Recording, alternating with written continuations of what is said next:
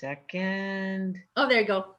Okay, so I'm Linda, and if you saw from my little bio, I've worked with rocks like all my life. It was rocks were my friends when I was very young. I was very in tune with the world around me. I'm a Virgo. Not only that, my body is Earth. I'm an Earth mother. Like everybody sees me as that type of thing. My signs are all full of water and earth. So I have a tremendous green thumb. I can grow anything. I've actually designed gardens and worked on gardens, and I installed rocks everywhere. Down on the coast here, we have a real problem with the chafer beetles. So I've been very instrumental in helping some people get rid of their garden, their grass, and put gardens in, and they have pathways again with rocks and stuff. I'll show you sometime one of my friends' garden about all the granite rocks that we moved. Like we couldn't believe that we moved them. We moved them from somebody's house who their house was going to be torn down, and we wheeled them one at a time up the street. But anyway, that's another story. So what I wanted to talk about today, I know, as far as what I know of the questers, is that you guys are always open to new ways of thinking. And one of the things about granite is that it's very available all over the world. And because it's available all around the world, people disregard it as a metaphysical stone, let's say. But in the truth of the matter is, it's one of the most fundamentally metaphysical stones of the earth. The reason why is because any of your igneous rock, which is, a rock that has come from lava or molten, not lava is igneous, granite is igneous. There's also other ones. I did send some information there type thing. Sorry, I got a little frog. Okay, so igneous rocks such as granite and pegmatites. Okay, now pegmatites I'll talk more about, because pegmatites are the things that everybody really likes. Those are the sparkly things like tourmalines and beryls and sapphires and all that stuff. Those are pegmatites. Real shiny ones, gems. Those are the real shiny ones, yeah. Right? Those are the coveted precious gems, right? They're born of the molten rock, and they slowly cool underground. This is a very important thing because they're underground. There's like atmospheric pressures, like heavy duty. So what happens is the crystalline structures have opportunity to find each other. Like not all crystals will form in, anyway, there's lots of stuff that do with it. It has to have water vapors and that type of stuff. It has to have carbon. If you just put those components together, they won't form crystals. But you need a lot of pressure.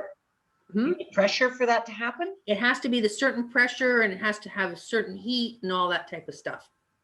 So there's enough time for the crystals to form, but with the heat and pressure, there's not enough room for these individual crystals to form into their own individual stuff. So they get all interlocked together. And this is what is called granite. Okay, so they're squished together. So they've kind of intergrown into each other. So when you think of granite, a lot of times what you're looking at is, and all over the world, they use it as, if they're building a building, they'll use it as fill, and then when you, like if you're having your trench being dug around your house and they put the weeping tiles in, they always put granite in there, right? And this is one of the neat things about granite is there's so much granite everywhere that if anybody says, oh, I can't afford to get a metaphysical stone to work with, you just have to go, down the street and, they're shoveling it into the, sewer systems type thing, right? It's everywhere. It's in the ditches, it's everything.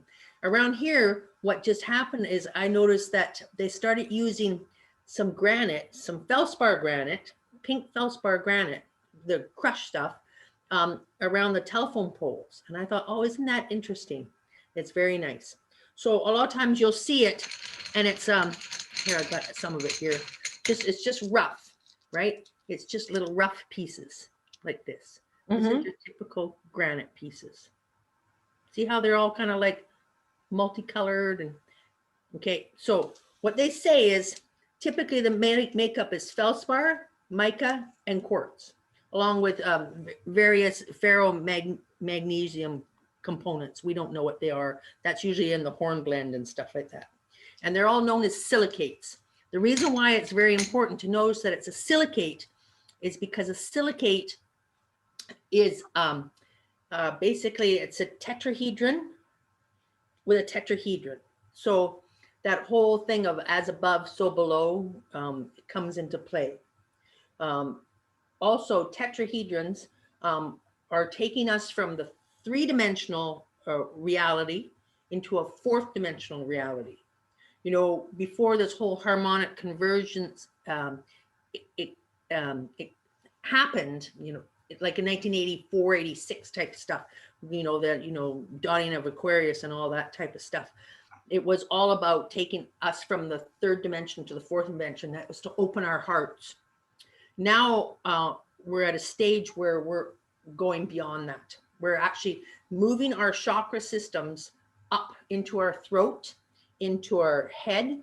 That's why a lot of people are having like headaches, or they're having dizziness, or that type of stuff. But we'll get more into that more. Okay, so your feldspars, if you're looking at things that are gemstones, those are the things like moonstone, sunstone, labradorite, amazonite, spectrolite, and stuff like that.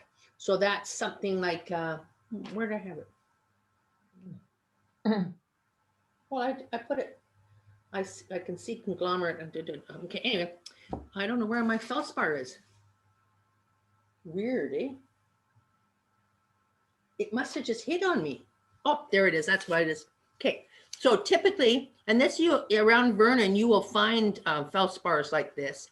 This is a feldspar. It's actually near the Princeton area. I found this one, but up in Vernon, they also have it. This is what they call a twin. So feldspars are in the Earth's crust, it's considered about 7%, but feldspars are the most common mineral in the world. Okay.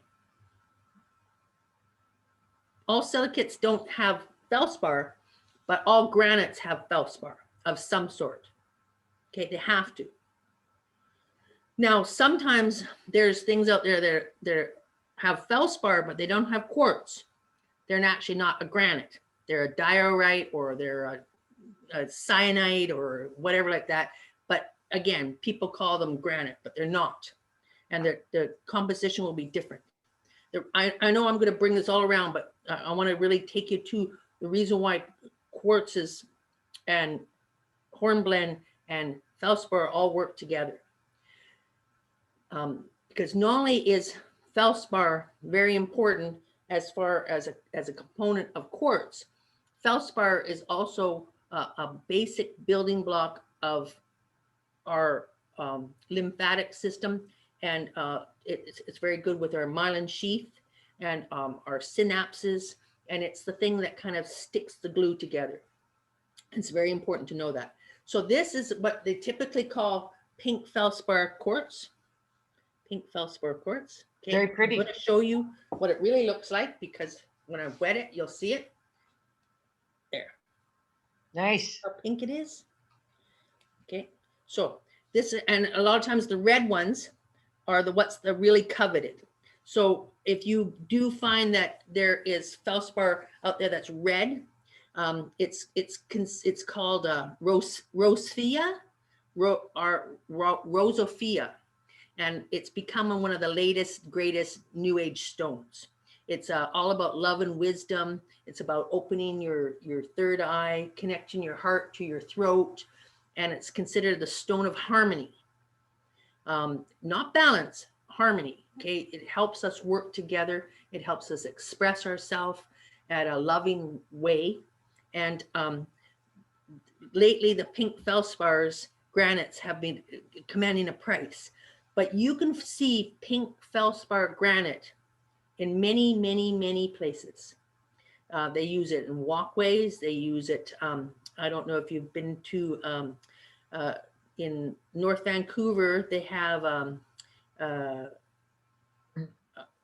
park there, Ambleside Park, and they have a stone. It used to be a fountain, but they stopped. The water doesn't run there anymore. But there's these huge pieces of feldspar in it, and it's feldspar granite. It's beautiful. It has beautiful um, uh, these wonderful.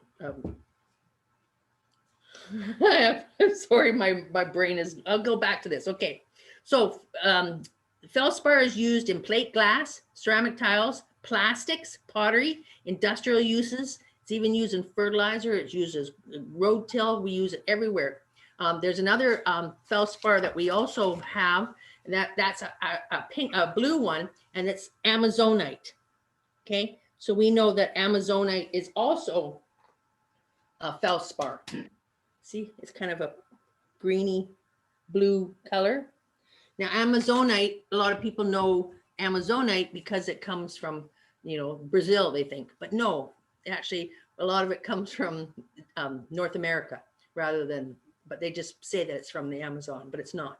It's very common in lots of places. The blue in it is a different mineral, or it's got some chromium in it. So that's the whole thing that goes with that. So the feldspar is the thing that kind of sticks things together. Now, the other component of granite is mica. And these are like your biotites. You got well-known micas like muscovite, fuchsite, lepidolite. Lepidolite is the pink one, the purple one. It's the one, it actually commands one of the highest prices because it's got the lithium in it, and everybody thinks it's very calming and very soothing. It's the most expensive one. But you can also get fuchsite. Fuchsite metaphysically is very good because it's the integrating one. It's the one that really helps us understand, what we're doing. Just understand. But it's the green mica. But you can also get, they call mica books. So sometimes they used to use them in insulation. But that insulation, unfortunately, that kind of mica likes to be close to asbestos. So they found that stuff, they blew it into people's attics and stuff like that. And as it degraded, the asbestos was released. And now people are going around and they're trying to get that stuff out because it's really, it gets the asbestos in there. Unfortunately, asbestos is around for a long, long time, but our bodies like asbestos, and it locks into our lungs, and of course causes COPD and mesothelioma and all that other stuff. So when we go into the micas, what we want to do into is even more so that you can see this mica that's here. Well, as it gets harder and harder, it's called an amphibole, and an amphibole is an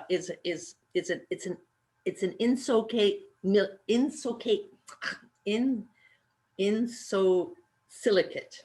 Okay, so again, it's another silicate. These are all silicates. They all have that trigonal. Okay, so there's it's a triangle. It's actually a tetrahedron on top of a tetrahedron. But sometimes, whereas the mica, they actually flip around and it's a lower tetrahedron and an upper tetrahedron. So they'll say that it actually makes needle-like crystals. And this piece here is a typical biotite amphibole. See, they look like needles. That's very typical. So these are the tetrahedrons that you're talking about, the inverted and the up and down, right? Right. Is that at like a microscopic level? Or? That's the chemical. That's the actual crystal structure. That's how the atoms are lined up. Okay. You can't see that. No, you can't see it. Okay. Yeah, that's what I was wondering. It's very important because it resonates to our body. Yeah, right. It really resonates. So even more than you take this type, the amphibole, they have another thing called a hornblende. Now, hornblende metaphysically is still being explored, but what this does is it takes us out into the galaxies. This is kind of like a communicator. Now that you can see as I'm doing this, it kind of has flashes of color. Yeah. And apparently if you put it with polarized light, so it can actually change it means to blend, not just to blend, but to deceive. Okay, it pretends that it's something else. Okay, so in the actual granite, not only are you working with the feldspars, which are helping our physical body, you're dealing with the quartzes, which deal with our intellectual body, and you're dealing with these amphiboles or these hornblends. And these hornblends are actually the thing that work on our auric body. They're the thing that work around us. They're kind of like the thing that plugs us in. Okay. And that's the mica. That's the mica part of it. Yeah, that's the mica. Mica is more, mica kind of integrates them together, but the hornblende takes you higher or out. Yeah, it's the thing that, yeah. So when you work with granite, it's the thing that keeps you grounded, but it allows you to go as high as you can go. You understand what I'm saying? So hornblende is a kind of granite or a kind of mica? No, hornblende is a component of granite. Oh, okay. Granite has, and hornblende is your amphibole. Mica is also an amphibole. You see what I mean? So in granite, you have a feldspar aspect, you have a quartz aspect, and you have the amphibole, which can be mica or not. Okay, you can also have zeolites in there, but the zeolites are actually in extrusive granite. Okay, so when it's already come to the surface and it's going like that, but it hasn't, it's not like lava that is amorphous. It has no crystal structure. The extrusive ones are kind of like they've moved up, but they moved up faster. And the zeolites seem to be like a burp that yeah, zeolites are different. Okay, so but what a lot of rock hounds and a lot of jewelers and a lot of people all over the world are really looking for, they're looking for the pegmatites. So the pegmatites, as the molten rock comes up, when it flows up, it's not like water. It's very viscous and it's very malleable, and it can get into things, and it kind of like goes up. And when it goes up, it goes kind of into a like a torpedo kind of shape. And as it goes up, it'll kind of stop along the way because there's a lot of pressure in there. And that's those times that they start to grow the crystalline structures. So that's what they're saying, that quartzes are actually crystalline rather than they're crystals. They have a crystal structure, but it's all mushed together. But at the same time, you can see that it's differentiated. And that's different than basalt. This is a basalt.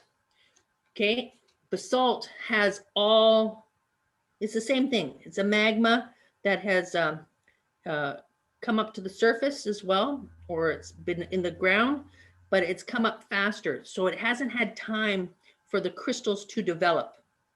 But this actually has more minerals in it than this. And basalt is considered the oldest rock in our world.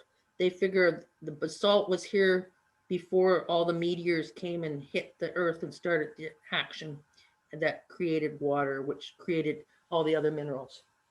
So when you work with basalt, I wish you guys, you know, if I was doing the talk with you, I would let you guys feel the difference between them, because you can actually feel the difference. That this one here is very heavy. This one here, you know, it's dense. Whereas this one is heavy, but it's got a lightness to it because the crystals, there's actually infinite space in there. And this is why this stuff is so fantastic.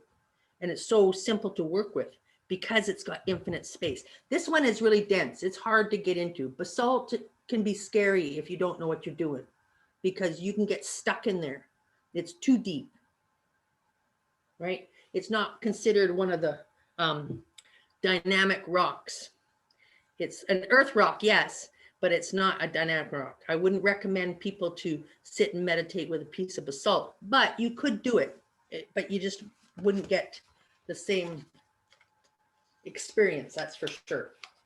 Okay, so one of the things about granite is the lighter the color, the higher the silica content. Okay, so this one here has more silica content than this one here. And you can see, you know, this one's, I mean, even though it's got the feldspar, this one is, you know, this one's heavier. So this one actually has a different chemical composition, but at the same time, it's still considered a granite. So you probably know, but starting to realize by now, Jacqueline, that you don't have a lot of granite on your property because you don't have stones that have a lot of speckles in them like that. Right, that's A lot correct. of Yeah. the same color, and you know, you actually have a sheen on yours, which is beautiful, right? And I bet you if you go out there and you tap it with your hammer, they'll make a beautiful sound. The quartzite will. The quartzite will. Ah, I'll try that. That's how, one of the ways you know what quartzite is. That's what they do. They go ping, ping, ping, ping, ping. And then if it goes ping really nice, and then they might find a piece of jade, which is what rock hounds are looking for. Ah. Quartzite, because jade will hide in quartzite. Okay, so the granular texture, the coarse grains, that's what you're looking for in granite, the coarse grains. If it's fine grains, it actually is no longer a granite. It's considered a diorite to a rhyolite. Okay, and those are okay, but those are getting more and more quartz in them. And those are wonderful. Those that you can work with those rocks, you can polish those rocks, you can do all sorts of stuff. But one of the things, the reason why I'm talking about granite is because granite throughout history has been a cornerstone. Not only did I say in that thing there, talk about dimension stone. When they talk about a dimension stone, to a metaphysical person, a dimension stone means it's something that you work from. But they're talking about dimension stone that it is measurable. In other words, they know they can get a big chunk of it. They know they can slice it. They know they can work it. And it's exactly the same all the time. Now, the components are different, but they know no matter what kind of granite you have, you can slice it, you can polish it, you can crush it, you can do all those types of things. So that's the reason why it's used in so many buildings, because it lasts. It's measurable. You know, if they're going to make a building column, they know they can get more than one column because there's lots of it. So they can make it uniform. They can make it look the same. And people are very drawn to sameness. This is one of the reasons why granite is not regarded as a high quality stone, because it doesn't have the sameness, right? Even though I've got my picture here, I showed it. These are some examples of the different colors of granite, right? You can see they go from light to dark, right? More brown. You've even got little pieces of garnet in it. You know, it has different components in it, and they love it. People love it for their countertops. They love it for their floors. They love it for their, you know, their fireplaces, you know, because it holds the temperature, you know, it's durable. But granite needs to be sealed because it can be affected by acids and stuff like that, which is something that I'm going to talk about as well too. That even though granite is very sound and very solid, it's not as bad as marble or limestone, which degrade even faster because they're the calcium things, and the calcium based minerals are very much affected by acid. The marble is affected by acid by it will get discolored. It won't necessarily break down in our lifetime, but it will break down over lifetimes. And what it will do is it'll eventually get mottled, and the actual surface will be distorted. And all they have to do is polish it up again and it'll be fine again. So what I want to talk about is that the earth, as we know, is a living, breathing organism. Okay. So when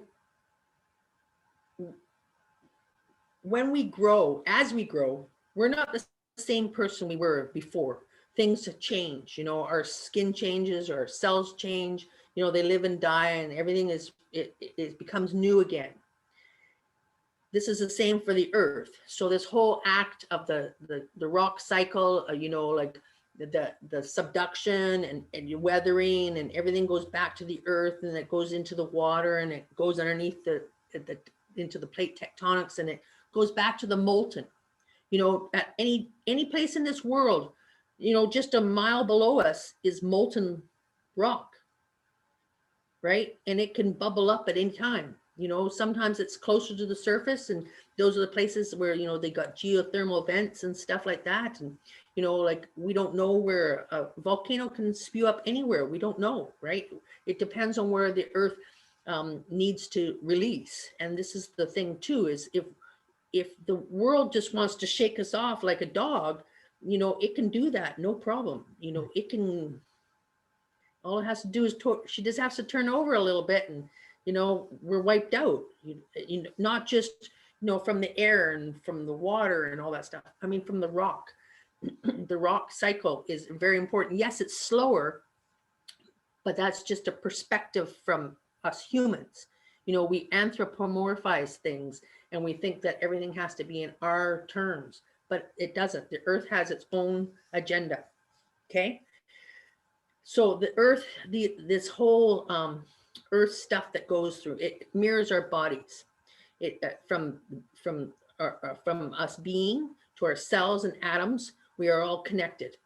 And the thing about the different kingdoms, being the mineral kingdom, is that it connects us even more than we realize. Because,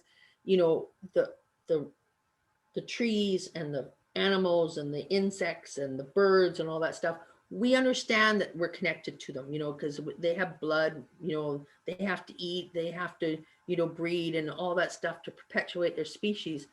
But rocks seem to just sit there, but they don't. The earth has energy fields, and the rocks are kind of like the babies. It's the, I don't even want to say atoms, because you can take it down to the atoms. But if you work on at a cellular level, you understand that a molecule has infinite space within the atoms. Right. Yeah. So when you're looking at a rock like this, it looks like it's solid, but the actual thing is, this thing is actually vibrating so fast that we can't see it. And because we can't see it, it doesn't make sense to us. So we stop it. We stop it in time. But if we could change our perspective and vibrate at the same frequencies as the rock, you can actually go into the space between the rock. And that's the neatest thing about the granites. Because the granites have the different components, have the different minerals, if you have an affinity to Feldspar, let's say, in other words, you're dealing with your balance, you're dealing with, those issues within yourself, you can work on them. If you're dealing with, having to work on your mental state, or your, how you think, you want to change your perspective on thought pattern, then you can work with the biotite. And the Feldspar will be compatible to that, because remember, that's the one that harmonizes everything. So if you want to work with the biotite just by itself, sometimes it's hard to get into it. But if you're working with the biotite within the granite, it's simpler. You see what I'm talking about? Now, if you're working with quartz, and I'm sure everybody has had a piece of quartz around them and they understand that quartz is the great communicator. It's the thing that, you know, amplifies everything. It doesn't necessarily, you know, you can program it, sure, but, you know, it doesn't necessarily have anything special in itself. I mean, except for the fact that quartz vibrates at a 6. So it helps us raise our vibration from a 5 to a 6. And it loves to share light with us at all times. So even in this thing here, where you can't really see the quartz, you can understand that the quartz is there because it resonates to us. You understand the resonation? The vibration. Yes, so definitely. It resonates, right? So it's an amplifier, but it's not an amplifier that if you just speak into it, it'll amplify. You know, you have to actually program it. But what you're actually doing is you're programming yourself. You're changing your perspective. Okay, so the granite, rather than being individual crystals, is crystalline. And the reason why that's very important is because we are crystalline. We as humans. We're not individual apart from one another. We're all parts of the whole. So we're crystalline. You know, we have to work with each other. You can't live here by yourself. As much as we want to, we're part of the whole process.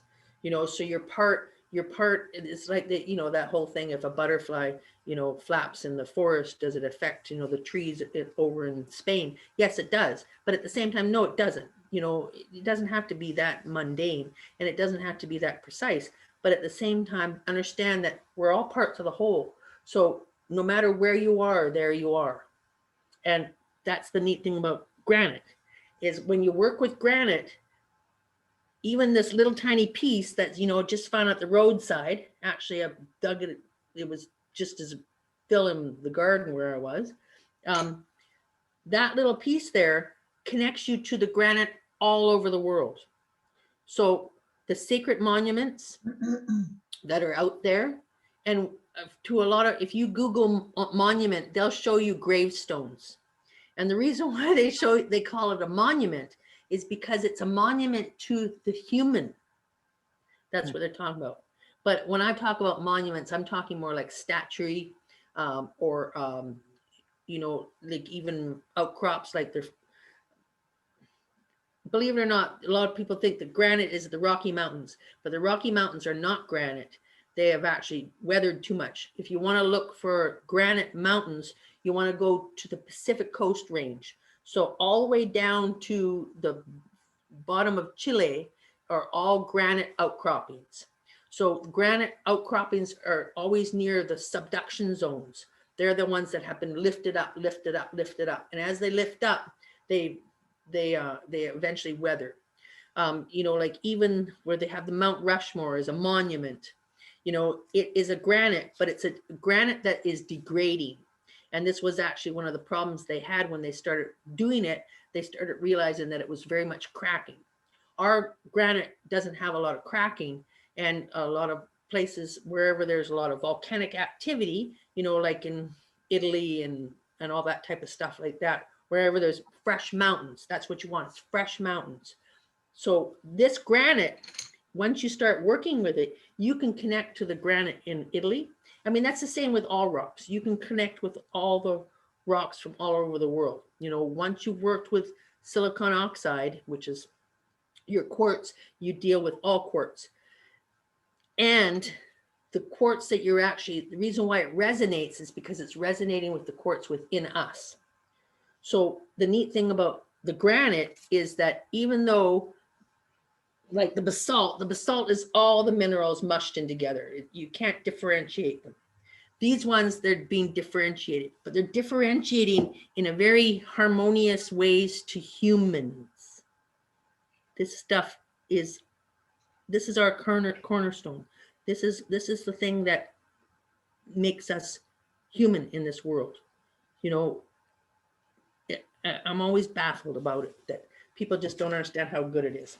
Is it making some sense to you guys? Do you have any questions about that? No, it looks like they're completely understanding. They could probably give a lecture themselves at this point. Okay. So, Either that or their heads are just going, so yeah, so I'm just going to do a little synopsis and then I'm going to go through the rocks that I have here for us. So everything, so that's the thing. Everything has energy. Everything, no matter what it is. If it has mass, it has energy, right? E equals mc squared, right? The E is energy equals mass times a constant. Now the constant is, we don't know what that is. That's the X factor. Okay, so the constant in this is different than the constant in this. Do you see what I mean? But it's still a constant, but it depends on the chemical composition. Okay, it's still constant. The frequency depends on the chemical makeup, just like us. It's genetic code, let's say. The configuration is as important as the chemical makeup. So the basalt is more total in its chemical makeup, but the bonds are so tight that there's not much we can do with it metaphysically.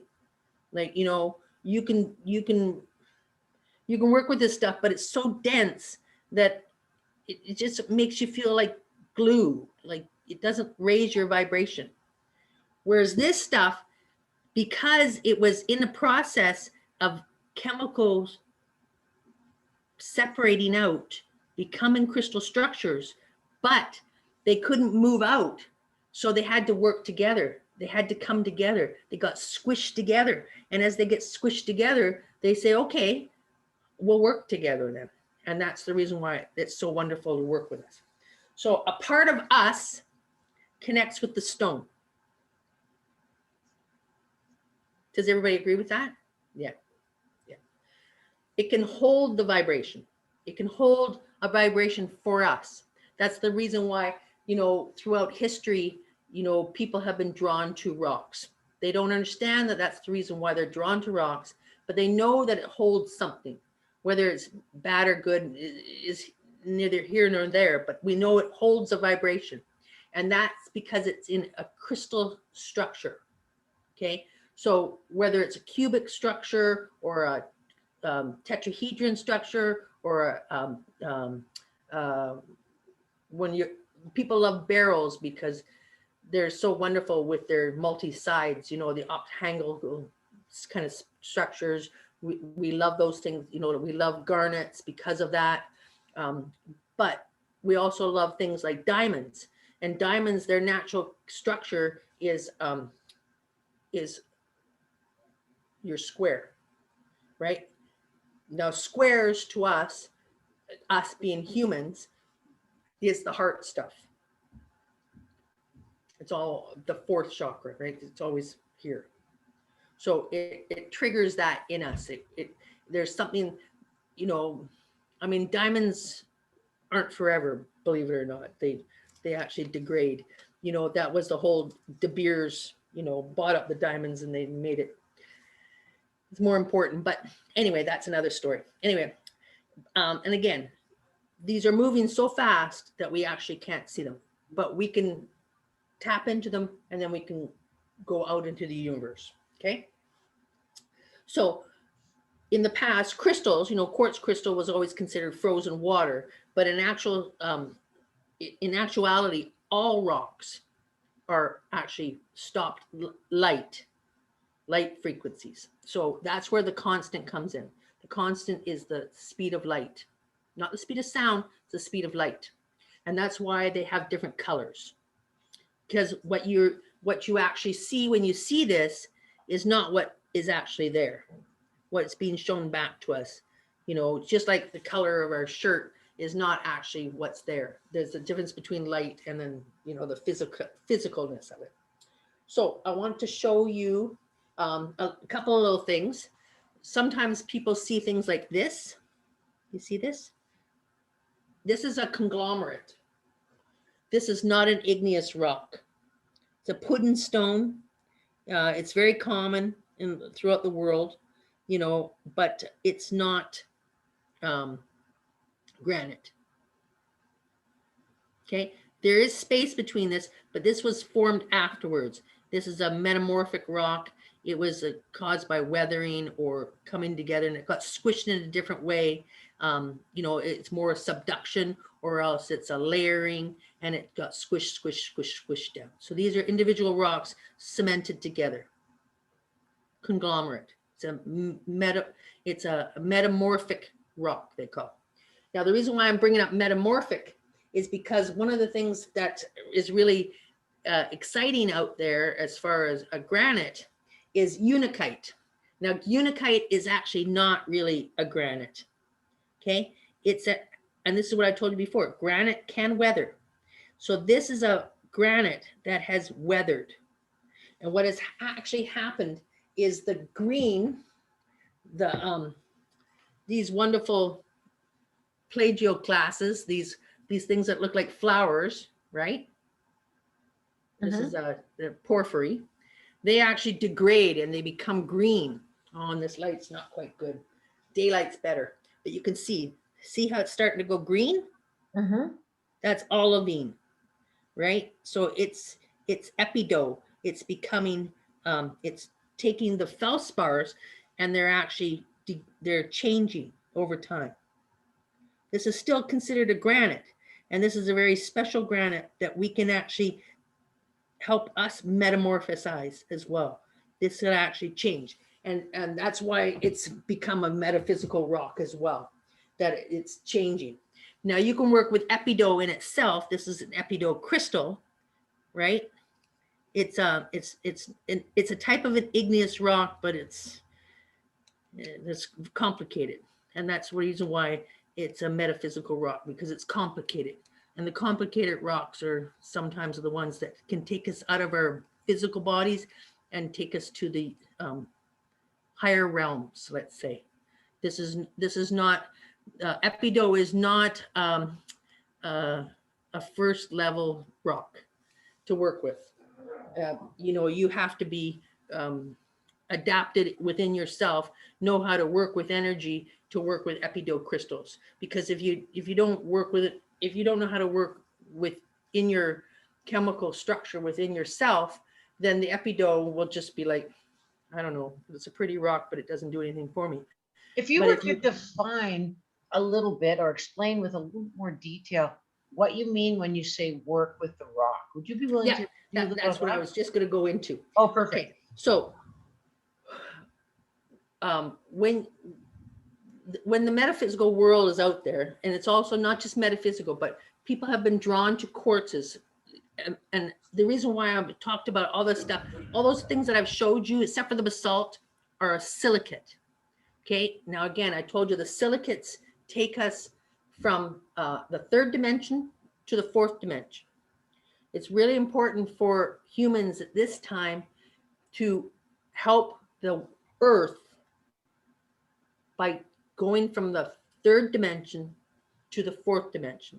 So the third dimension is the physicality, is our humanness, you know, is the earth, three-dimensional world.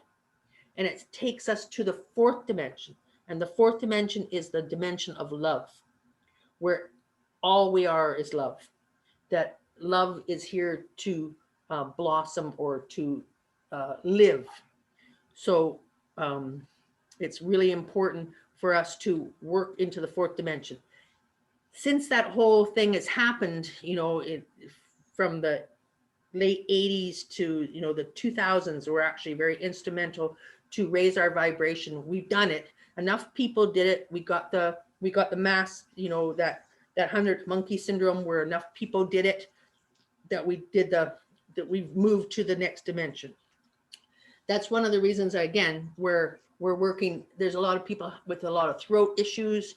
There are a lot of people, a lot of balance issues, a lot of brain issues, that type of stuff. There was a lot of, and so, because you're working with the higher dimensions. But it's really important that when you're working in your higher dimensional energies, that you're grounded. That's where granite comes in. So the granite will take you, when you work with it, to as high as you can go, away from this world. But you got to understand, you're taking the world with you, because this is the magma, right? This is the Earth's babies solidified. Okay, this is so common in the world that it's taken for granted, that it's considered waste product.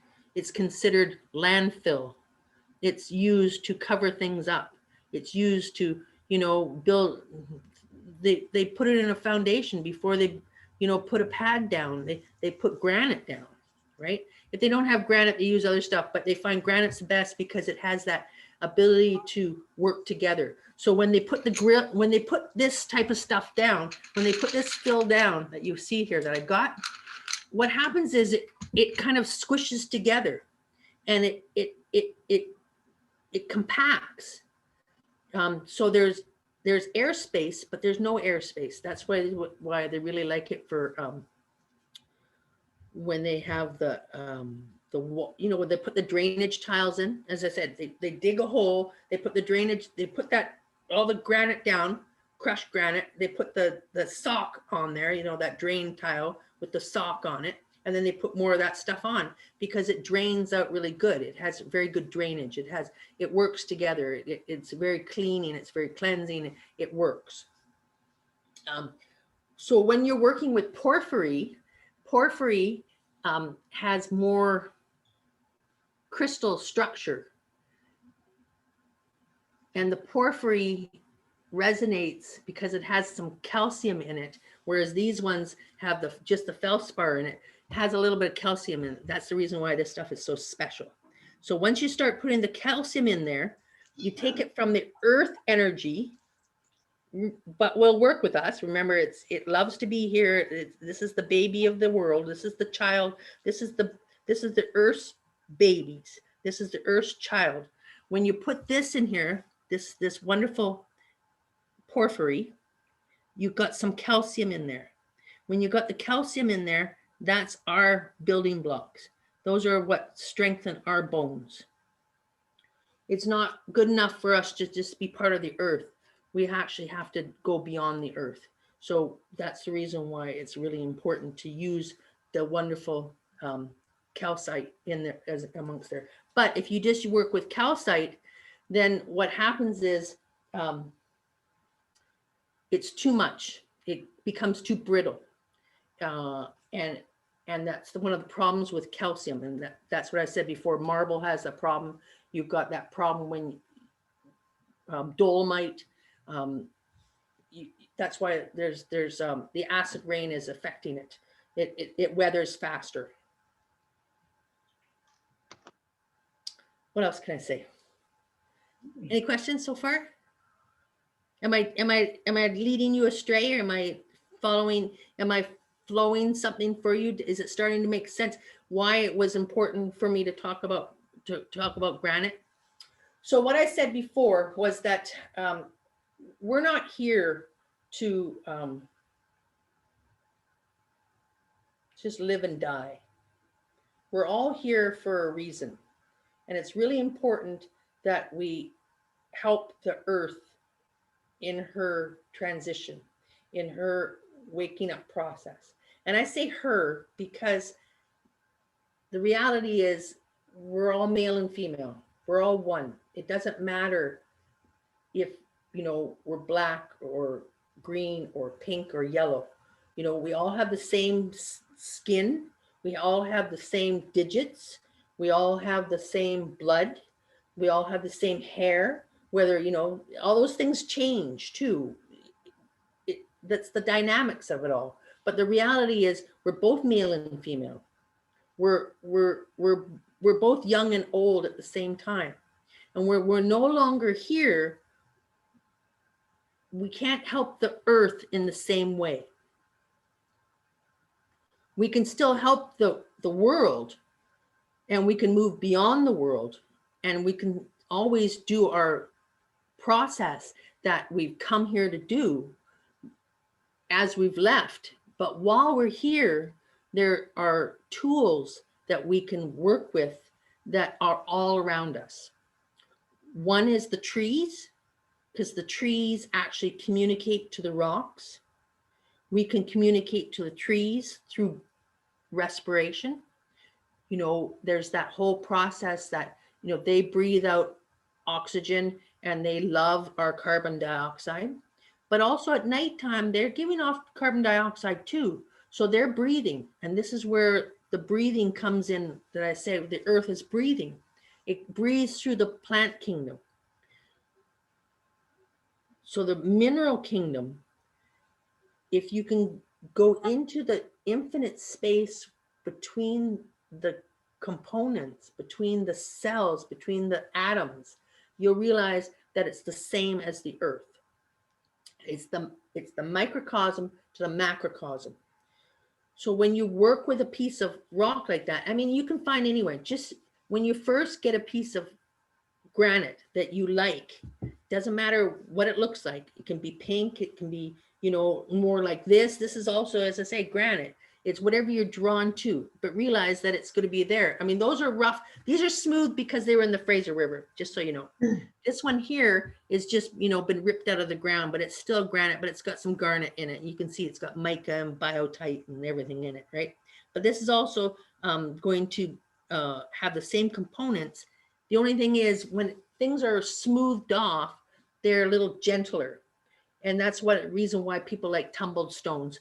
You know, a tumbled stone compared to a rough stone, it's the same thing, but at the same time, we like this better than this one. This one, again, this is till, this is what people throw into the, you know, garden, and they don't want to step on it and all that type of stuff. So how do you move into that infinite space? Is it in your imagination? Is it through a meditation? Yeah. How would you describe that process? Yeah, I'm gonna. That's my next step is it. So as you go into it, what happens is you find your rock, whatever it is, and this is true of all rocks. It doesn't matter crystals, what rock it is. Whatever, right? Yeah, crystals, whatever.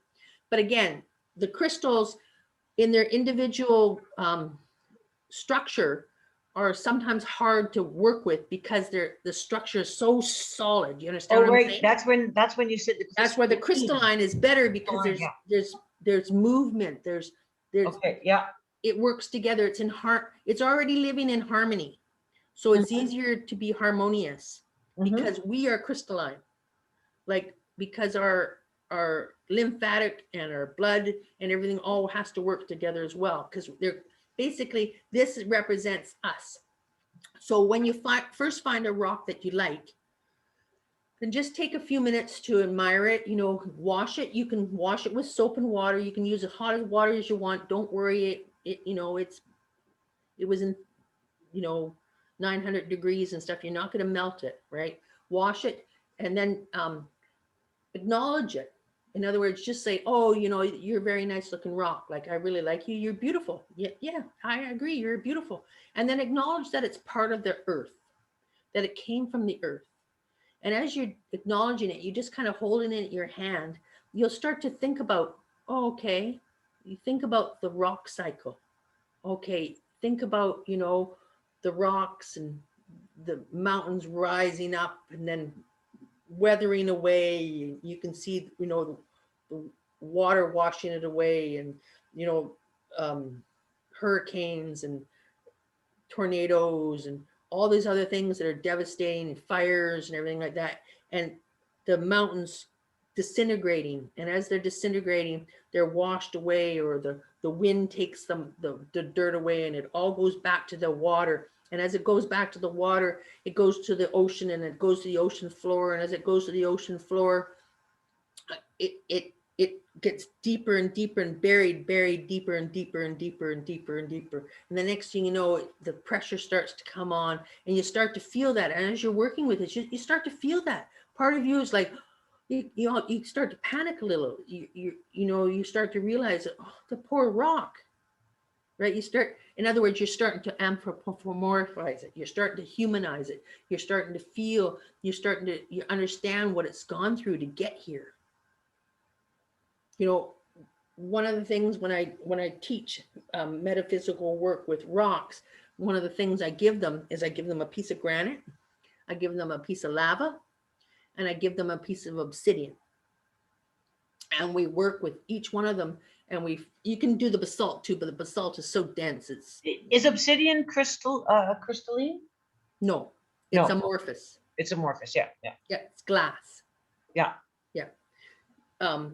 It never got the chance to become crystalline. Gotcha. Right. So as you're working with it, your mind will start to go higher. It'll start to think, oh, outside of this world, you start to see, not only are you going under the earth, into the earth, and you're going into the subduction, and you're starting to get squished and squished and squished, and you're starting to get all that pressure, and you're starting to get heat, and all of a sudden you start to feel molten. And where you start to feel the molten, you'll start to feel it in your loins, right? You'll actually start to feel it in your first chakra. And it'll actually make your legs feel kind of funny. And what's happening is you're grounding yourself. And if you've got bare feet, or if you've got, just sock feet, your feet will start to vibrate, and you'll start to feel that really connection to the earth. And the more you do that, the more it'll be almost like you'll feel the back of your shoulders, and it'll be like you start to feel up higher. This will start to go up higher, and you start to think, wow, the earth. And it'll start talking about the earth, and it's almost like you start to see the earth from a distance. You understand what I'm saying? The more you go into this rock, and you go into the actual process of magma, you're at the same time you'll start to go out, and it's automatic. Like the more you go into this, your mind starts to do almost on its own. And the reason why is what I've showed you before, that it's like that helix. There's two. Not only is it a tetrahedron this way, it's a tetrahedron this way. So that's as above, so below stuff. This is what I work with. Not only do I work with the rocks as a lapidarian, like I can look at the rock and see the potential for the, polishing it. When they use granite for headstones, they polish it. Polishes to a beautiful brilliance, but it can also be carved. And there's that whole thing of being written in stone is the reason why it becomes a memorial. Is because it's written in stone. So that person's life was of value. But again, the granite itself, people don't value it. It's not until it's been worked with. But you don't have to work with it as polishing it.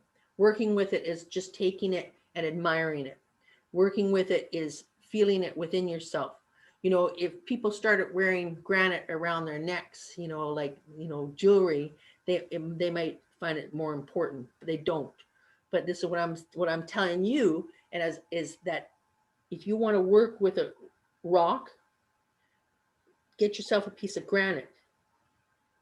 Find as you're walking down the street, oh, that little granite. What happened in this whole COVID thing, which is just an aside for you guys, it's really funny because I started picking up granite all over the place.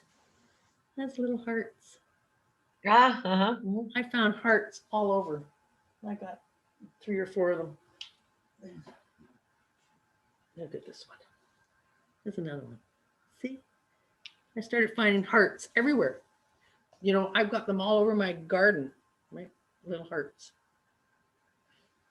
And I think that's absolutely wonderful that they give me those little gifts.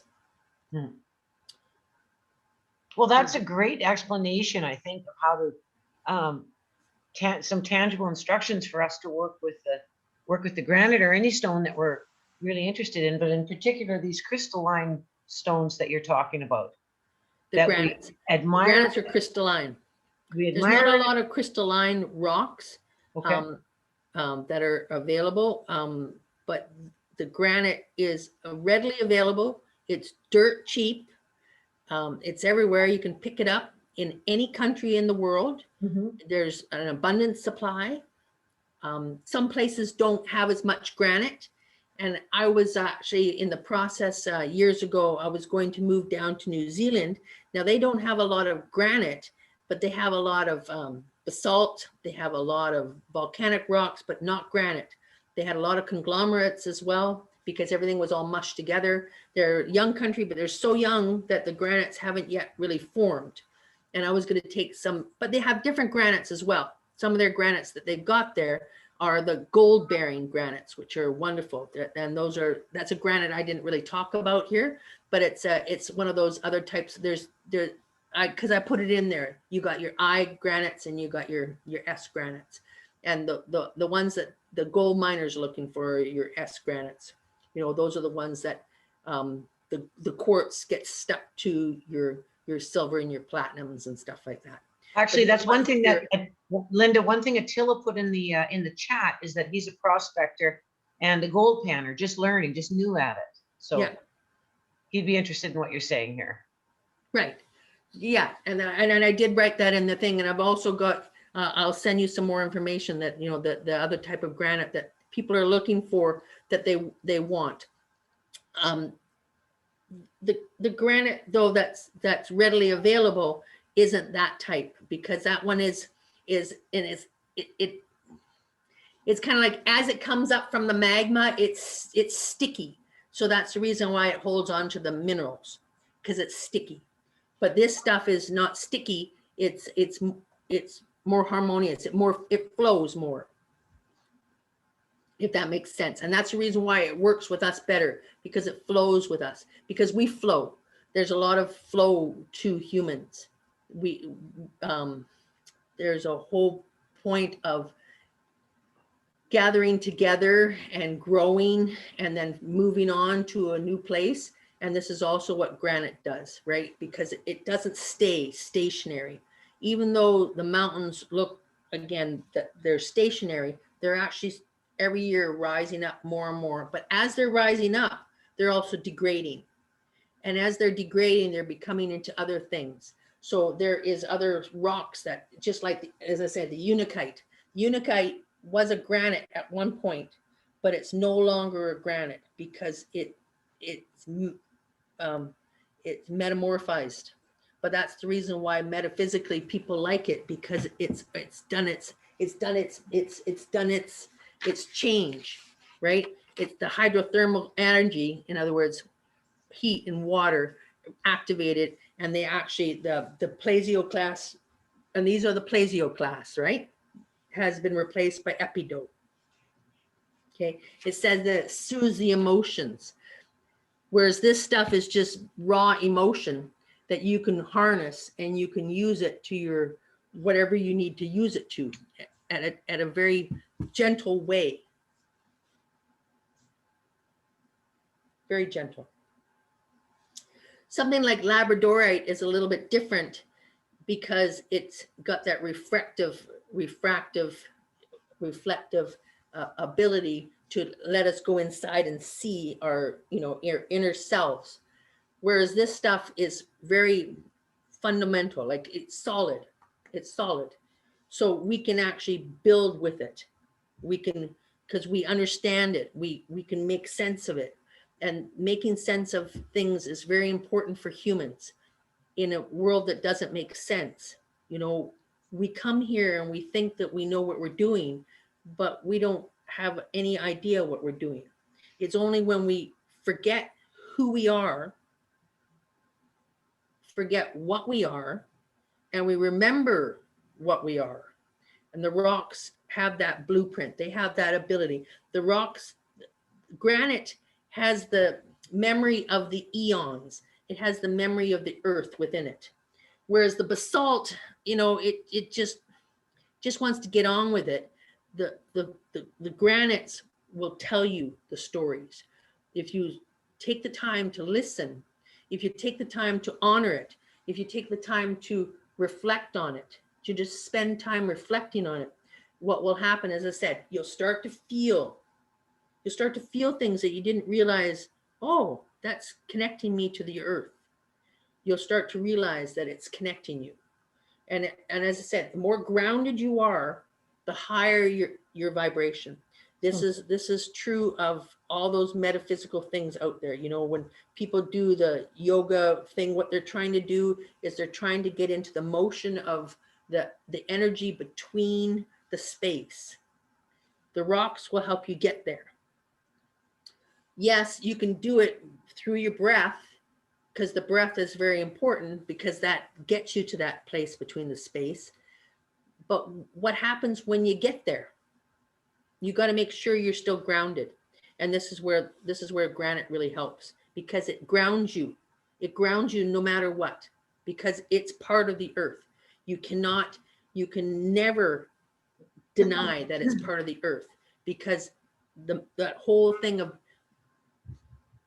the life cycle, the water cycle, the earth cycle, the rock cycle, it's all involved. You know, air, sure, wind, we can do that thing. The water cycle, we can get that. But the rock cycle is what it really comes down to.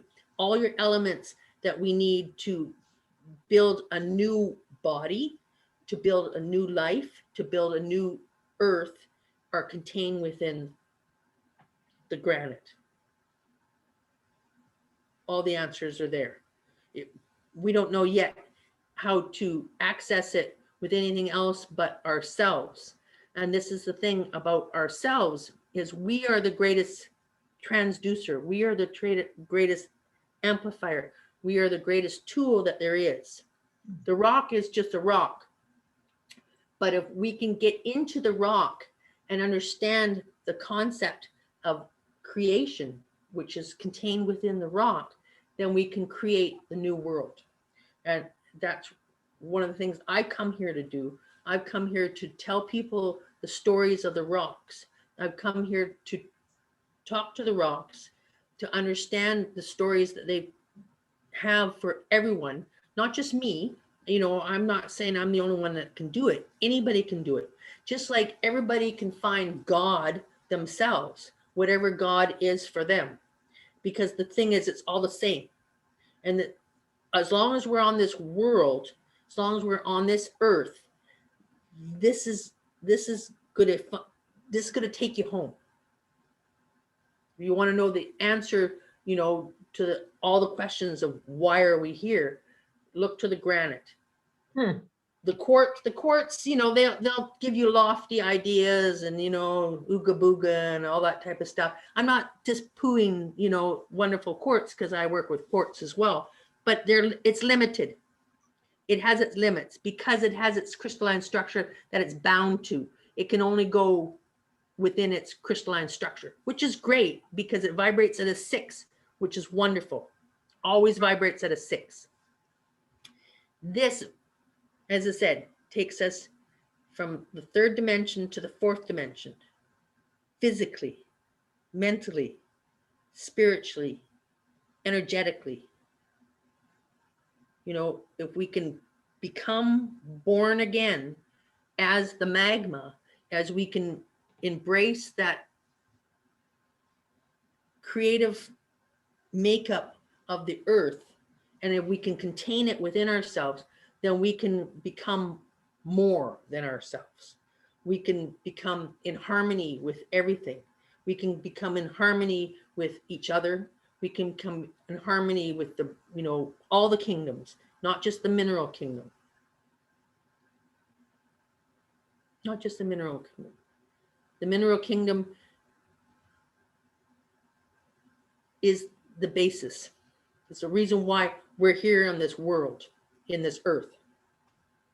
Like what we usually hear, I think, is that the mineral kingdom would be vibrating at a lower level than, say, an organic, the bugs or the birds or the trees and so on. Does that fit your knowledge, Linda? No. Other way around. Well, yes, it's the other way around. Yeah. The mineral kingdom is everything. If you do not have the mineral kingdom, you will not have the bugs, you will not have the humans, you will not have the animals, you will not have anything else.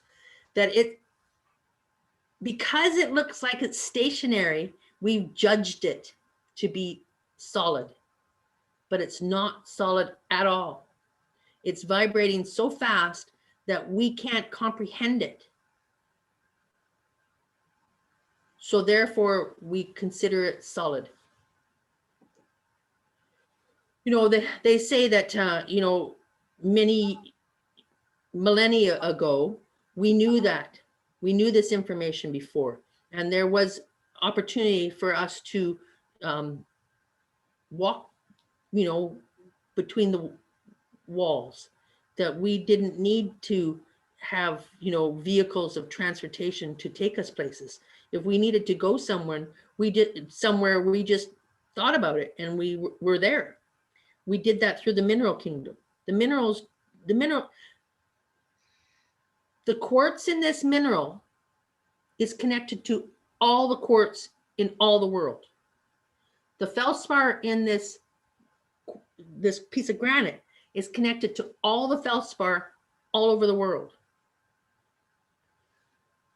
And the quartz within the SiO2, the silicon oxide within this little piece of rock, is connected to the silicon oxide within my cellular structure as well. So as I change my perspective of this wonderful rock that is just considered landfill, there is no such thing as garbage. There's no such thing as away. There is no away in this world. It's all or nothing. So just like what we come here to remember is we are also all. It's all or nothing. We are all one or we're not. And give enough time, because time is just a construct that we've created, given enough time, this will come about. You know, I'm not the only one who believes this. I'm not the only one. Maybe you've heard this for the first time. Maybe you've never heard this before. Maybe you will hear it again. Maybe now that I've said it, you're going to hear it all over the place, because this knowledge needs to be remembered, because we know this knowledge. The truth of the matter is, this rock that we disregard, that we consider landfill, remembers. It remembers where it came from. It knows where it's going. It knows what it's part of, and it knows what we are part of. Within the building blocks of that magma is us. We are a very important part of this world, but at the same time, we're just part of this world. We're not the end all to be all, right? We're not going to destroy this world. All it has to do is just, you know, throw up a few volcanoes and, you know, we will be obliterated. We you know, humans are just part of this world. They're not the world. You know, they've shown that throughout centuries that the world is there. And this is where, you know, eons ago, they used granite in their buildings. They used granite in their monuments. They used granite. Why did they do that? It wasn't just because it was a pretty stone, right? It was because they knew inherently that we are all connected to it. The earth talked in granite. The granite was the communicator. Before we had quartz, we had granite. Before we even had granite, we had basalt, though. Remember that, right? It was only when the oxygen came here that we created the granite, because that's when crystals started happening. Before that, we were just a lifeless earth that didn't really do anything. It was only when we actually started the whole process of creation, you know, with our multi chemicals, you know, and this is where it's come to. And, you know, like I'm involved in the rock hounds for a long time, but I didn't come to the rock hounds as a lapidarian. I came as a metaphysical. When I was in my 20s, I was reintroduced to the rocks because I was searching for a different way of looking at the world.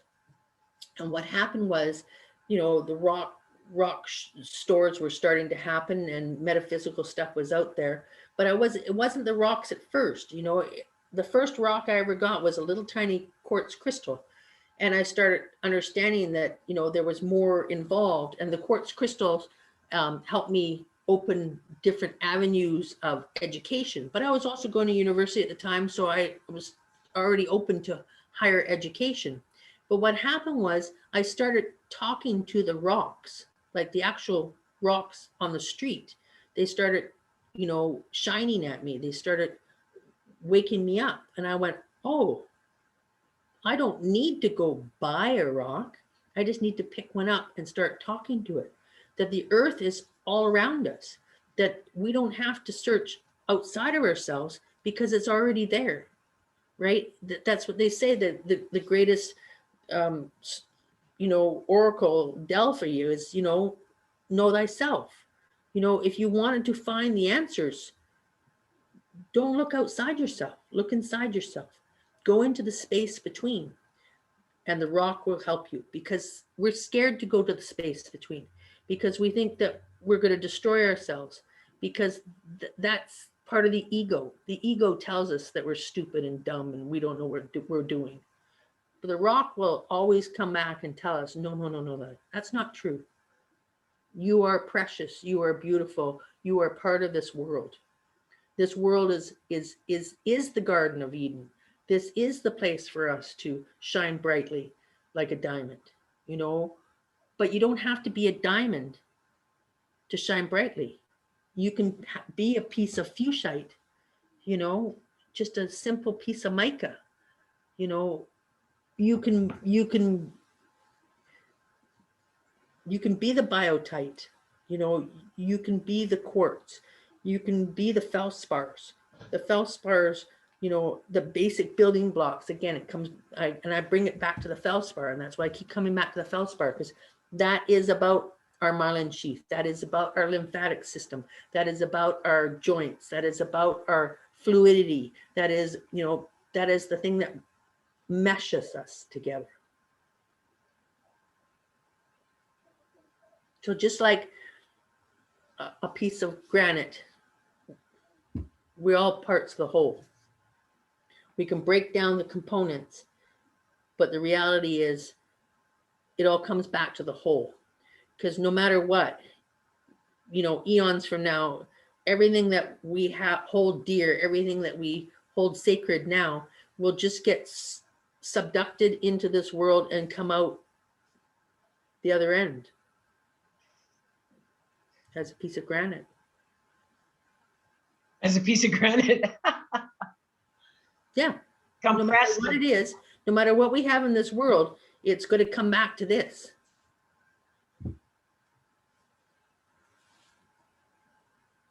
That's an interesting way to look at it, and it makes perfect sense with what you're saying.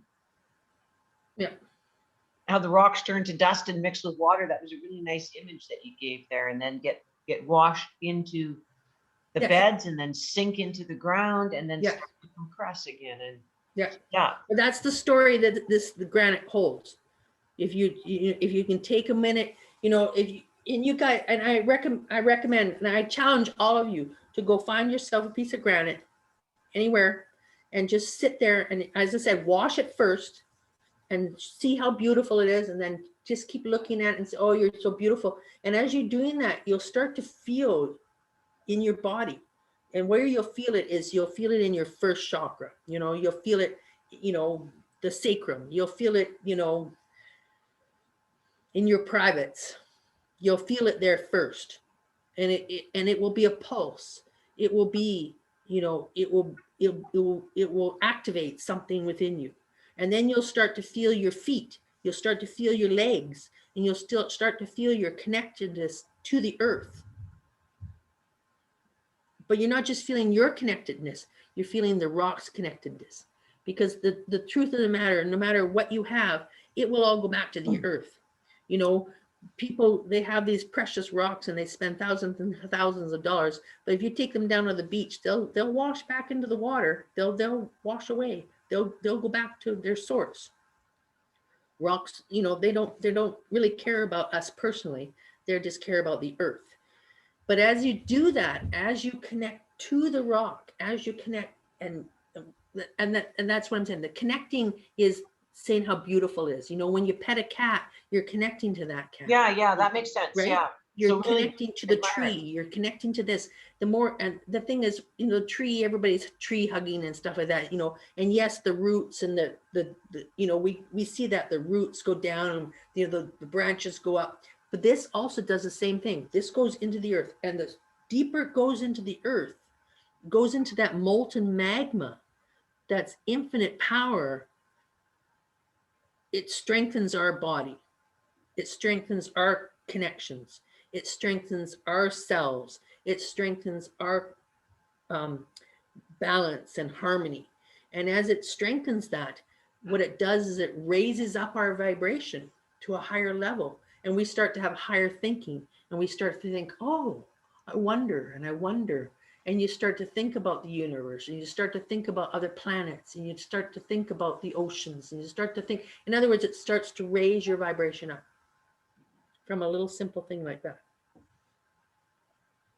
And that's what we need to be doing, isn't it? To move into. What do you got a piece there? Oh, that looks like a piece of, oh, that's very nice. Yeah, that's nice.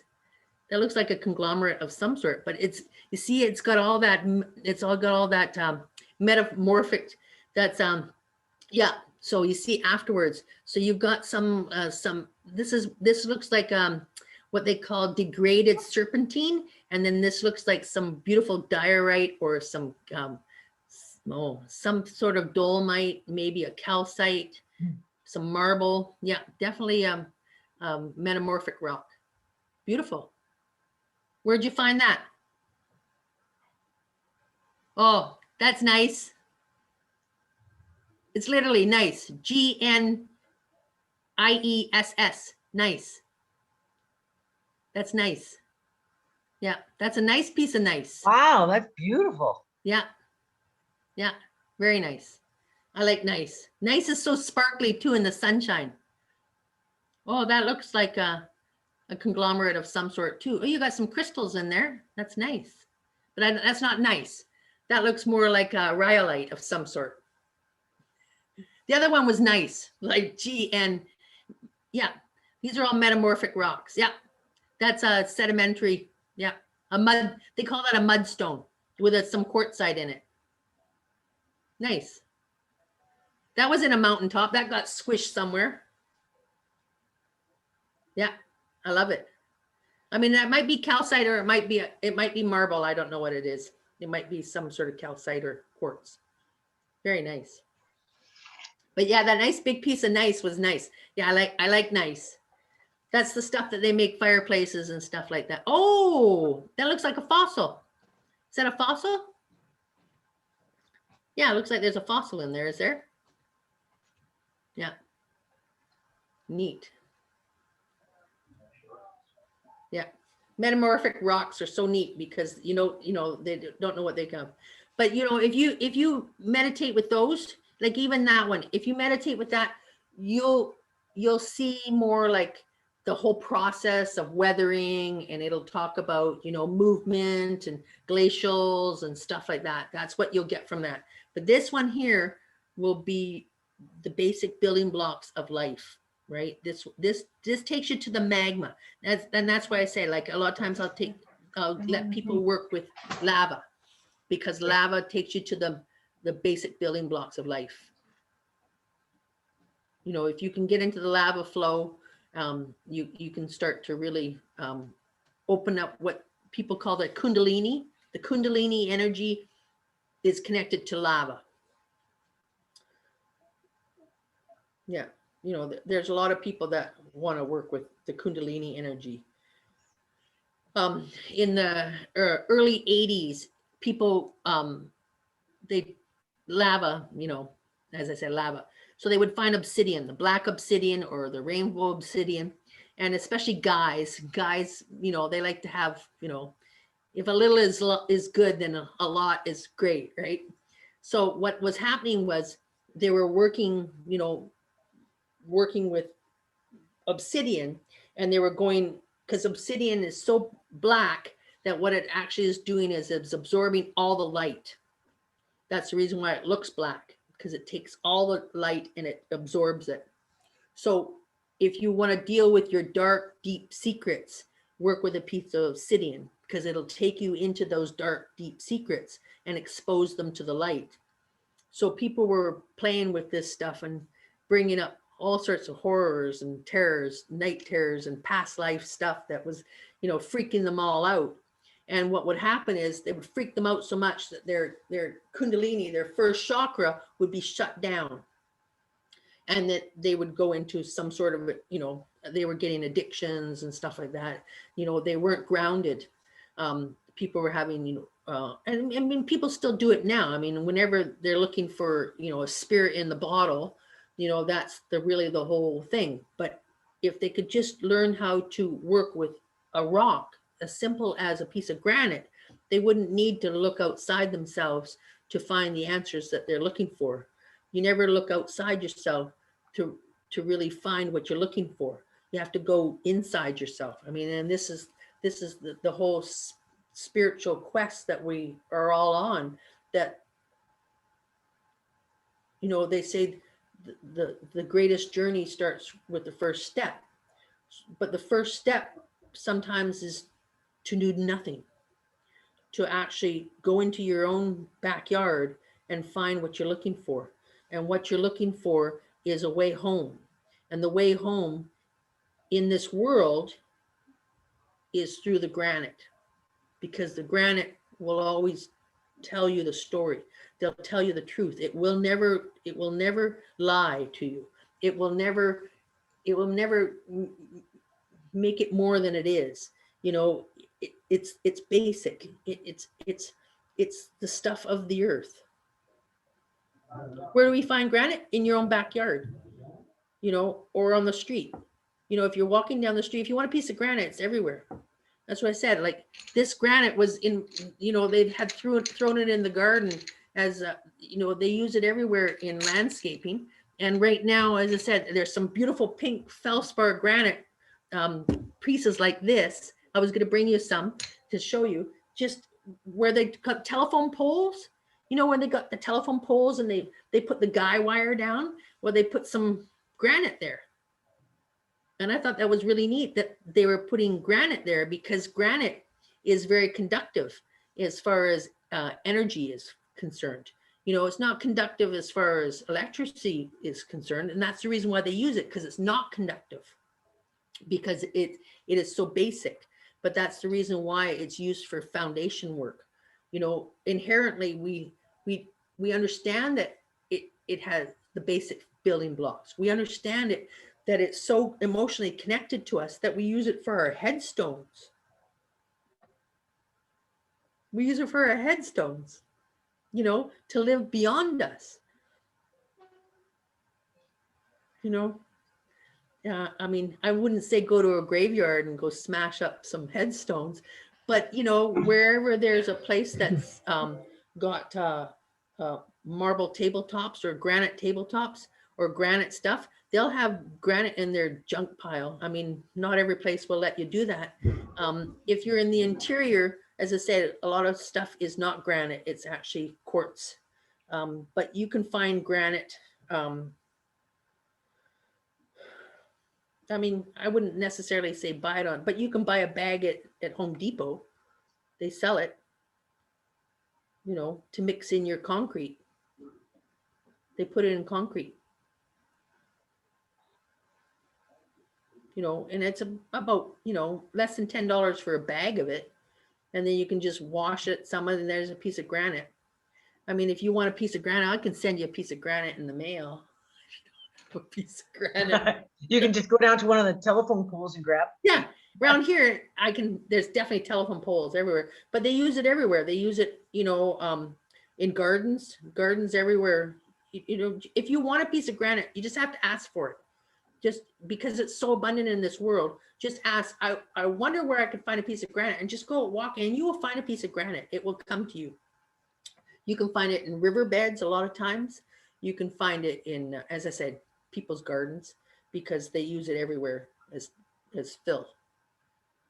If there's a house being built close to you and you see they're putting the drain tiles in, just say, can I have a, a handful of your granite? And they're like, okay. Oh, you're absolutely right about that, because they're building a house next door to me right now. And I've been Yeah. watching them for the last 2 months, all this foundation work they're doing, and they've just got it all flattened out just as of like today. Yeah. But they had dug way down and then put their forms in. Yeah, they came and they poured a whole bunch of rocks in there. They That's all did. granite. And the top is all these small rocks, and they were pounding them down and smoothing. They had a That's thing granite. smoothing them out. Okay. Yeah. Yeah. They're pounding them down because they squish down, right? And even though, see, that's the neat thing about the Freemasons knew that they knew that you could build granite walls with no mortar and it would stay together, because you see these two granites, even though they're totally separate, they love to look, there's hardly any, can you see that, hardly any space between them? Right. And this is what they do. So when they squeeze them and then they put that vibratory thing in, and what happens is they get together, and you don't even have to put any concrete in there. They just become solid, a solid foundation. But at the same time, they're fluid.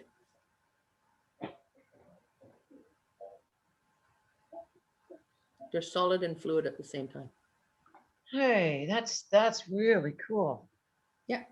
So yeah, play with a piece of granite. And if you guys want, I can send you a piece of granite too, if you want. But as I said, take it and wash it, use some soap and water. And as I said, while it's still sparkly, really look at it and say how beautiful it is. And the more beautiful you talk about it, the more it'll start talking back to you. You just have to be open to hear it. Remember, it's not talking to you like, saying your name, but it's kind of like, it gives you a zing, or you'll feel butterflies in your stomach, but mostly you'll feel it, in your privates, in your base, in your first chakra. Yeah, because it's the stuff that really activates what they call the Kundalini. It's your basic stuff, right? But it goes down. It goes down, and the more it goes down into the earth, and you can feel that connection to the earth, the higher you can go up. Yeah, I've always heard that granite's grounding, and it feels grounding, but this is really great images. I can't wait to go out and try it. Yeah. And you'll find that as you work with a little piece, all the granite will start talking to you, that you'll start to see granite where you never saw it before. You'll see it in buildings. You'll see it, it's like, wow, I never even realized it. Because again, there's different kinds of granite. There's brown granite and white granite and that type of stuff. And even stuff that is considered like diorite. The difference between granite and diorite is diorite has no quartz.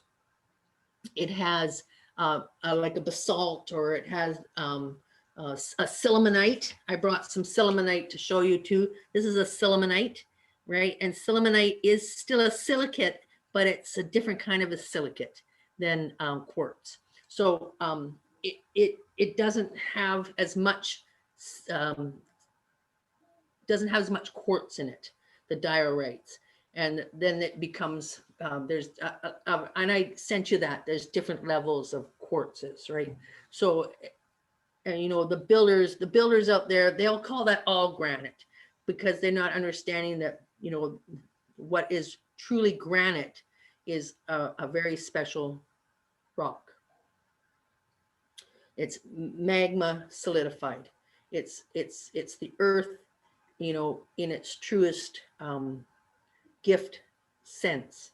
It's the building block that we as humans can use to raise the vibration of the whole world to a higher level. Yes, all the rocks do that too. They help us. The whole point that we bring them from the darkness into the light, they want to take us from the darkness into the light as well. That's their thanks to us. But at the same time, rocks really don't care. The difference is granite. Granite, it's like our DNA is connected to granite. Our connection to the earth is connected through granite, whether we are aware of it or not. We don't have to be aware of it to have it work. It's like, the whole Gaia principle. We don't have to acknowledge, we don't even have to know that the earth is alive. It still is alive, right? It's still alive whether we know it or not. It's still going to do whatever she needs to do, whether we like it or not. And I say she, but it's not really a she or a he. It's just like, God doesn't have a face. God doesn't have a persona. God is, God is. We're all God. We're all part of it. If we're here on this earth, there's a purpose for us to be here. And if we want to know what our purpose is, you can find it. If you really want to know what your true purpose is, granite can tell you that. Quartzes, yeah, maybe they can tell you, or maybe they can't. All those other minerals out there, maybe they can, or maybe they can't, because they have their own agenda. The granite, the only purpose of granite is to perpetuate itself. Because eventually granite will all go back to granite. And the granite is connected to all granite. So if you want to go to Italy, you don't really have to go to Italy. You just have to have a piece of granite and it'll take you there. Well, I mean, that's the neatest thing about it, that when you're working with granite, that, and the Masons know that, I'm talking to not just the Freemasons, but I'm talking Masons. Masons understand that the rock, there's a whole art when they take those pieces of granite and they chip them, like even when they make the monuments, when they chip them and they make them to a certain thing, they're not just looking at it as a rock. They're looking at it as a life force. There's a life force there that they're working with. Just like we have a life force, and that's what I hinted on, the mineral kingdom. If you want to talk to the prince of, the whole mineral kingdom, it really is the granite, but it's more like the earth child is rather than a prince or a king. That's a great just way like to a look at child, it's very gentle. Great way to look at it, as a life force. Well, it is a life force. Mm-hmm. We're a life force, right? Yeah, it's a life force. It is, because that whole rock cycle really comes back to the magma. It'll all go back to magma eventually, right? I mean, I don't ever like that, ashes to ashes, dust to dust. That sounds so final. Nothing ever dies. Remember, if it has mass, it has energy.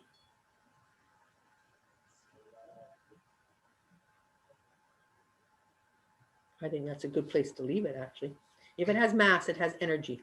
I mean, that really would make you wonder, because really that's what it goes to. Something has mass, it must have energy. And if it has energy, it must have mass. Those two are just, what it is, we don't know. What it is to be explored. What it is the thing that, will spark our interest. What it is will take us higher, will take us beyond this. That's the whole human condition, is to wonder. We love to label things. We like to categorize. We like to judge, and the granite is, you can look at, if you have any questions, talk to the granite about it, because it'll talk to you about judgment. It'll say, oh, you want to talk about judgment? Well, I'll tell you, people just think I'm a waste product, but I hold up your buildings. I mean, it'll talk like that. It'll like I'm the basic building blocks of the world. And it's like, oh, okay, I can understand that. Okay, yeah, I won't look at you the same way then. Oh, well, thank you. And it'll go back again, because it always wants the harmony, right? It even though it's judging you and you're judging it, it won't do it in a condescending way. It'll do it in a way that is enlightening, right? Oh, you want to talk about judgment? I'll talk about judgment. Right? You want to talk about creation? I'll talk about creation. You want to talk about, mankind? I'll tell you about mankind. Right? Because it's got all the information there. It's got eons and eons and eons. It's got all the changes that has ever happened in the world. You know, it's got that perpetual motion, right? When things are moving, it'll keep moving. It'll keep growing. It'll keep changing. It'll keep adapting. It'll keep motivating. It'll keep moving. While at the same time, it looks very solid. So, I mean, I wish I could, you know, go more into the, you know, how to get to that space between, but there's lots of books that teach you how to do that. I think you've given us some great points that we can take and go work with. You know, and there's a lot of Right? a lot of metaphysical stuff out there that teach you, oh, first of all, you have to ground yourself, and you have to, you know, feel your body, and you have to follow your breath, and you have to get a mantra. But when you work with granite, they've done all that for you. You see the difference? So rather than having to do all that stuff to get to that place of wholeness, the granite already is whole. So if you can just tune into the granite and tell it how beautiful it is, it will reflect that back to you. If you can get it from a waste product to being, you know, discarded, you know, like to being useless, to being useful, from being, you know, just something that is at the side of the road to something that is a monument. You see what I mean? It'll take you there too. But sometimes it's good to go into the dark. Sometimes it's good to go into the squished corners. Sometimes it's good to go into the magma and the scary places. But because it's so harmonious, it'll take you there gently. Where something like quartz, you know, sometimes it can rip the fabric from underneath you and trip you up. And as I told you before, obsidian will do that. No problem. You know, I don't recommend novice rock metaphysical people to work with obsidian. Yes, it's wonderful to work and deal with your ooga booga and go into that deep, dark stuff, you know, shamanic and all that other things. You know, everybody's got to embrace their shadow side. But with granite, there's no shadows. Right. Any other questions, you guys? It feels like it's done, doesn't it? Thank you so much for the beautiful presentation. Oh. Yes, thank you very much. Yeah. Yeah. I hope you can use some of this information and run with it, you know, and start to look at rocks in a different way, especially those that are just under your feet. Yeah, and see them as living beings, as you said, right? Living as a life force. And, yes. And that part is of the world. It's part of the earth, just as much as you are part of the earth. Well, thank you so much. This is Linda Foy from Vancouver. Yeah. Coming in, a rock hound, a metaphysician, and somebody on purpose in her life. Yeah. And teaching us all that we have a purpose too. And we know that because we're breathing.